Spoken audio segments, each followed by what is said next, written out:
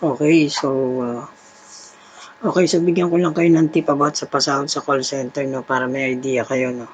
So, sa call center kasi hindi siya kinsenas katapusan. Usually every 2 weeks ang payout niya, at the same time, pumapatak siya ng 6 or 21, parang gano'n. 6 ng buwan and then 21. So, yun yung pinaka 15/30 niya. Okay? So, ano bang halaga nun? So, ang halaga nun, binibigyan ko lang kayo idea na iba yung culture dito sa call center industry.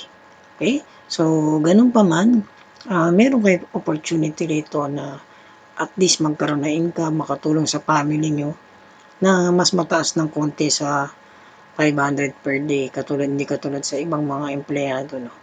So, yun lang guys. Thank you and I hope na appreciate nyo yung mga tips ko. Okay?